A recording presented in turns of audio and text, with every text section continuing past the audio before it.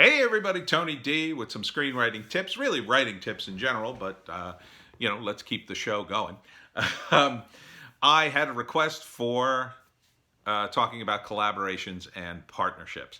These are incredibly difficult things to deal with for a lot of reasons. Now, when you get into a collaboration or a partnership with somebody, understand that it is a marriage, meaning that if it goes wrong, it's going to be very costly divorce, and it can be very emotional, and it can destroy friendships. So think real hard before you decide to collaborate with somebody, and get the ground rules out ahead of time before you do anything. Have a really long talk about who's going to do what before you do anything. Okay? And the number one thing you have to talk about, the number one thing is the money. The money and then the responsibilities of that money. And you have to be, like any relationship, you have to be really truthful and upfront about what you're actually going to do on the project. So if you are somebody who is single and you're super emotionally invested in the project, and you're going to charge forward and do all this work, and you want to do all that work, and your partner is married with kids, with a job, doesn't have a lot of time, understand that that's going to be uneven in terms of the work to,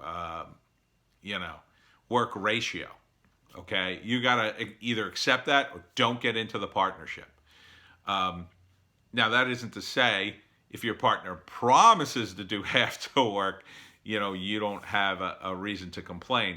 But you have to have a realistic assessment of just how much time your partner really has to do all this stuff. And that changes over time. And I've been in partnerships where initially it started out great. And there are some people who are great at starting, but they're terrible finishers. And so when you go into this partnership, understand from the get-go that the entire project could die on the vine thanks to your partner. And you have to accept that. You have to accept that. You have to accept that you're basically tied to this partnership with this project essentially forever, unless you buy them out. If you can walk away, and you're not going to be able to buy them out if suddenly money starts raining down on you. That's going to be a nightmare of lawyers and everybody losing their shirt.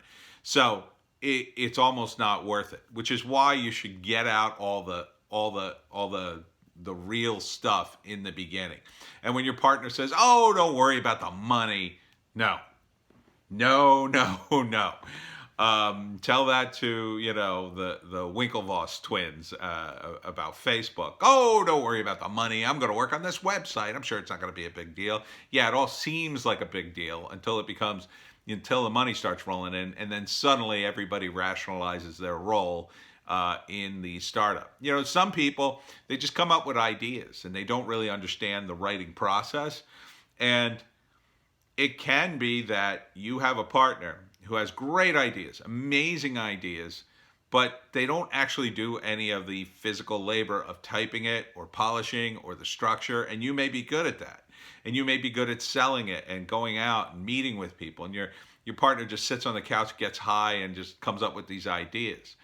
I can't speak to each specific circumstances, but sometimes he may actually be the creative force on the project because his ideas are so amazing.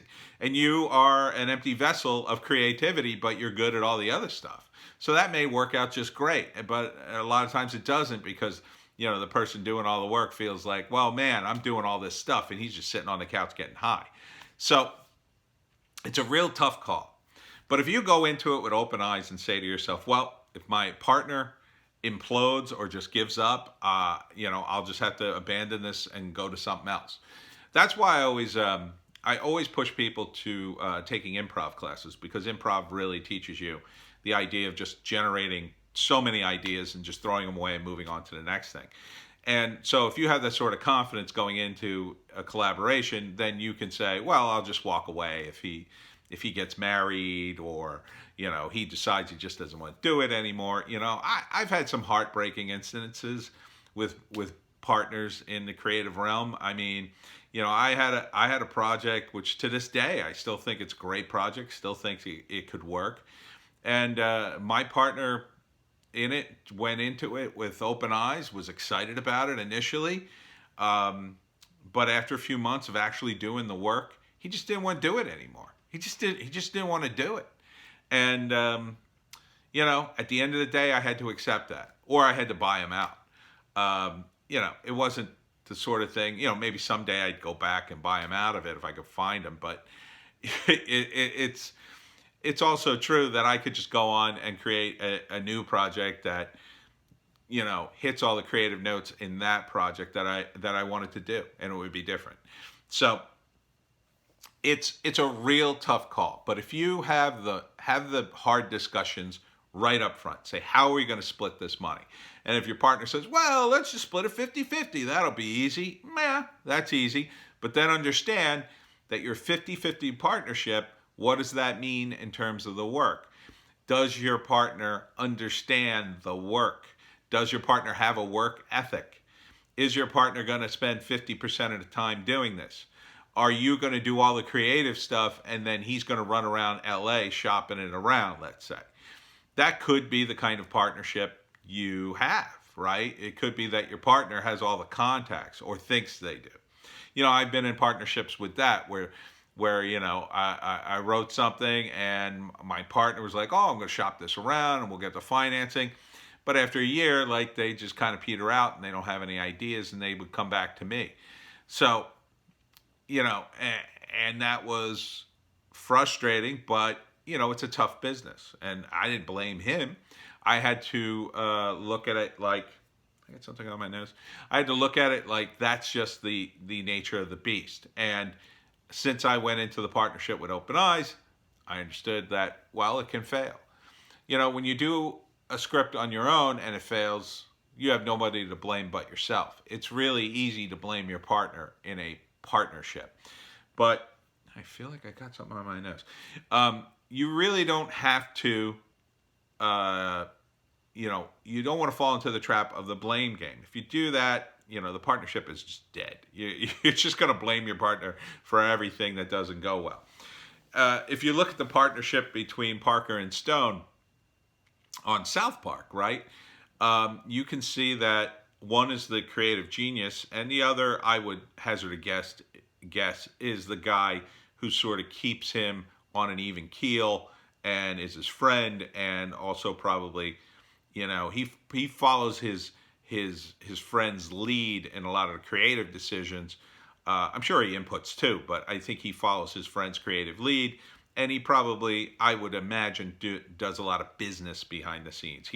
He's the guy who's like the more centered, and while the other is the creative genius behind a lot of the concepts in South Park.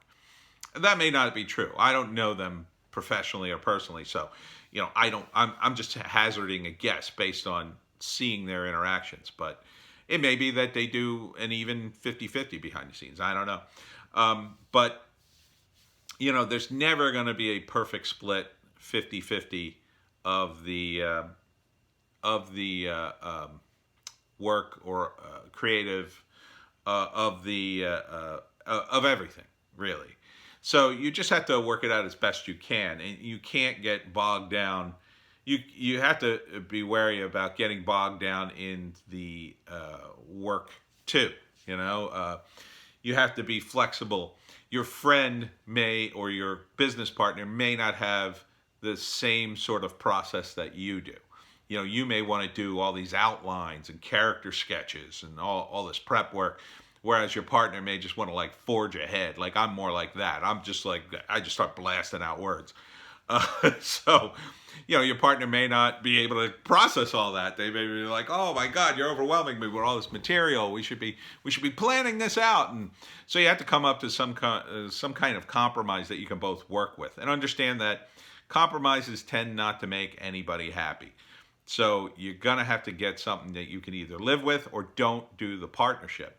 And you have to go into the negotiations, and definitely it's a negotiation, with the attitude that you may walk away. And then you and your partner, despite the fact you both came up with a great idea, you may be walking away. Now, the other kind of partnership, and there's all kinds of partnerships, other than 50-50, you can have a partnership in which one of you is the main guy, the main creative force, and the other is a sort of main contributor, a partner, but not a full partner, not an even partner.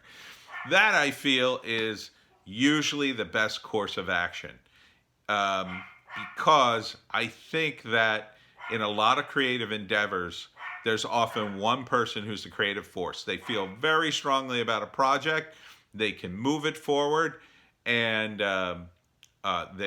are just in that groove. And then the other person, they're there and they're definitely contributing, but they sort of let their partner take the lead on things, on most things. It's really hard to kind of gauge, but certainly if you want to, if you're someone with a full-time job and kids and a wife and or whatever, and you just don't have the time, that may be the kind of partnership for you.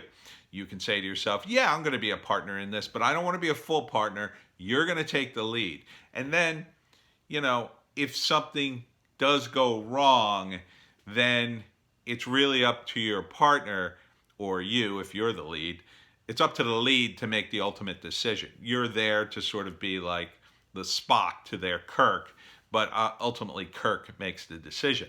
So, that kind of partnership can work, especially if there's more than two people. If there's more than two people, I would strongly recommend that. Because once you get into a third person, fourth person, oh man, it starts to get crazy. It starts to get crazy. It's hard enough just for two people to get along.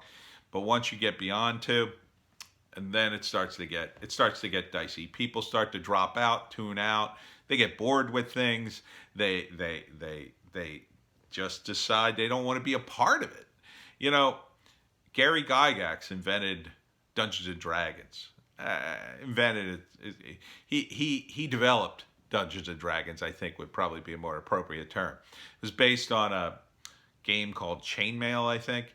And, he had partners in the business and they were trying to push this out. And, he had a partner that he had to buy out because he was not seeing a return for his money. And that was right before the whole thing blew up and he was just raking it in. So, did that guy make a bad move? It depends on your perspective. From his perspective at that moment, it was a good move. He was frustrated. He wanted out. And Gary was, he believed enough in the project to buy him out and give him his money back or whatever he did. And then he believed in the project. He knew it could work, even though he was kind of a wild man. If you know anything about Gary Gygax, he would, they would sit around, play Dungeons and Dragons, and drink wild turkey. So, and his confidence in his own creation led him to millions. There were people who dropped out of Apple and IBM or Microsoft in the early days. So, there are people that believe, but that's why you have to get contracts. You have to have, either a long-term, like for me and CB, have been working together for over 20 years. We've been friends for over 20 years and we've been working together 20 years. So we already know, how things work. We've helped each other over the years. And so, our partnership on Wokistan and the Webcomic Factory and a sequel to Wokistan, we have a lot more flexibility because we already know what we're getting into working with each other. Especially in a new partnership, that you're going to have to suss that out. You don't know what's going to happen. You might even try, just having some writing sessions for some short stories just to go on a test drive to see if you two can even work together and come up with something. I mean, it's a serious business. People can get very emotional. You could find out that your business partner And this wasn't a business partner, but I had a client, he was a super smart guy, and I liked him. He was paying me, but in the end, things just disintegrated, and he got emotional, and at the end, he didn't really fire me, but he hasn't called me in a long time. I'll just put it that way. Um, so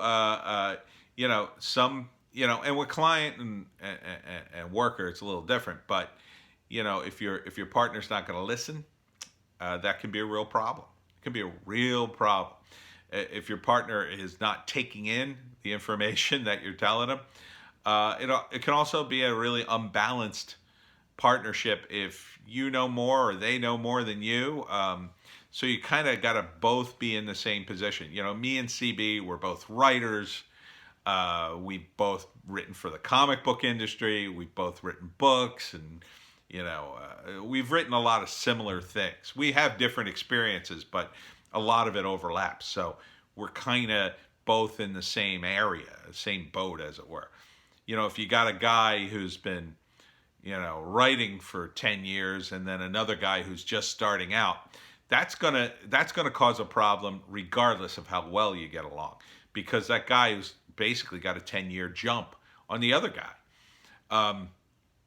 I tried to explain it one time to someone who was kind of a partner, and I said it like this: I've been writing since the first grade, and I've been writing short stories and comedy and sketches and novels and all kinds of things.